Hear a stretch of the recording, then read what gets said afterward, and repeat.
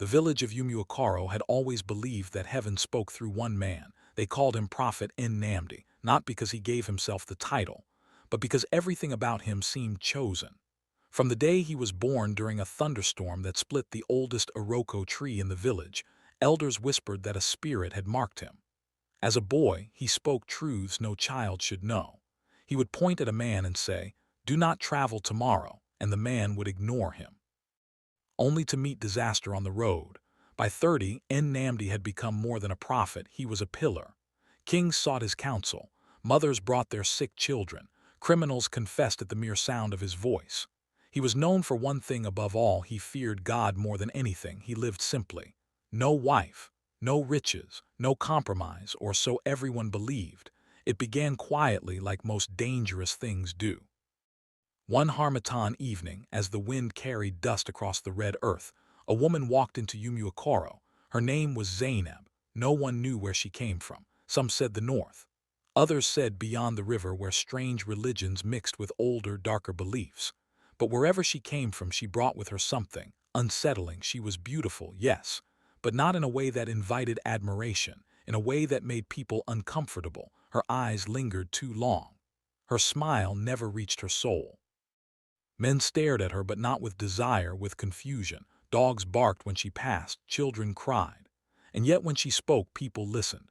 Zainab came to see Prophet Nnamdi on the third day after her arrival. The compound was full, as always. Sick people, broken people, hopeful people. She walked through them like they didn't exist. When she stood before him, Nnamdi, who had faced kings without blinking, felt something shift inside him, not fear, not attraction, something unfamiliar.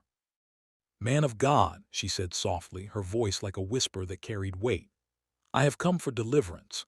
Nnamdi studied her for the first time in years. His gift was silent, no vision, no voice from heaven, nothing, just her. "I will pray for you," he said carefully. But as he placed his hand on her head, something happened, a flash, not from God, but from somewhere else, darkness, fire, and a throne not of light, but of shadow. He staggered back. The crowd gasped. Zainab smiled. From that day, things began to change. At first, it was small.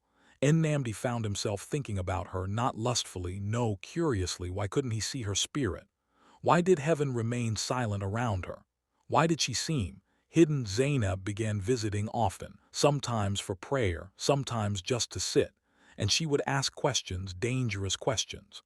"Prophet, have you ever wondered why God chooses some and ignores others? Why does he allow suffering if he is all-powerful?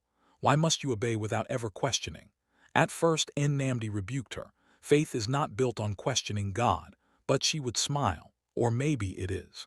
Turned into months. The prophet who once spent nights in prayer began spending them in thought. The clarity he once had blurred. His visions became weaker, his voice less certain. And Zainab, she grew closer. One night during a storm eerily similar to the one on the day he was born, she came to him, not as a seeker, but as a revealer. "You have served God all your life," she said, standing in the dim light of his oil lamp. "But what has he given you?" Nnamdi frowned. "Everything, everything," she laughed softly. "Or just enough to keep you obedient." He felt anger rise. "Careful, woman." But she stepped closer. "Much power, yet you are still a servant," filled the room. Then she whispered, "What if you could be more?" That was the beginning of his fall. Zainab did not seduce him with her body. She seduced him with possibility. She showed him things, not physically, but spiritually, secrets, hidden forces, ancient powers older than the faith he knew. And slowly, dangerously, she planted a seed. What if God was not the only source of power at first? Nnamdi resisted. But doubt is a patient poison, and once it enters, it spreads. A turning point came on a night no one would ever forget. A child was brought to him dying. In the past, Nnamdi would have healed the child instantly. But that night, he prayed. Nothing happened. He prayed harder, still nothing. The child died in his arms. The mother's scream pierced the heavens. And for the first time in his life, God did not answer him. That night, he went to Zainab not as a prophet, but as a broken man. "Help me," he said. She looked at him, and for the first time her eyes glowed, not with light, but with something darker. "I can," she said, "but you must choose." The ritual was simple, too simple. That should have been the warning. No chanting crowds, no dramatic sacrifices, just a quiet agreement, a surrender not of his body but of his allegiance. From that night, Prophet Nnamdi changed. And the village felt it. His power returned, stronger, faster, more terrifying. He healed instantly. He knew secrets before they were spoken. But something was wrong, very wrong. His presence no longer brought peace. It brought fear. People still came to him. But now they trembled, because sometimes he would reveal truths that destroyed lives. Sometimes those who offended him would fall sick mysteriously.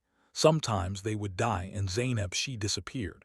As suddenly as she came, leaving behind a man who had everything and had lost everything. Years passed. Umuokoro became known, not for a prophet of God but for a man people feared to anger.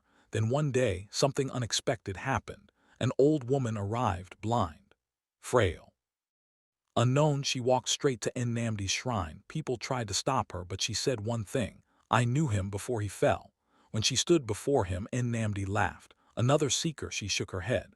A reminder. She reached out and touched his face, and suddenly everything came back: the storm of his birth, the voice of God, the purity he once carried, the moment he chose wrongly. He fell to his knees for the first time in years. He wept.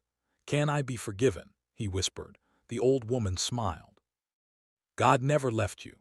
"Then why did he answer me?" She looked at him deeply. "He did. Just stopped listening."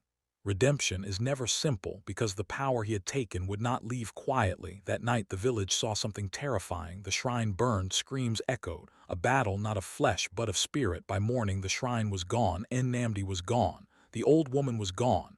No one knows what truly happened. Some say he died. Some say he was taken. Some say he is wandering, seeking forgiveness. But sometimes, on stormy nights, when thunder splits the sky, people in Umuokoro say they hear a voice, not commanding, not powerful, just praying, desperately, as if a man who once spoke for God is now begging to hear him again.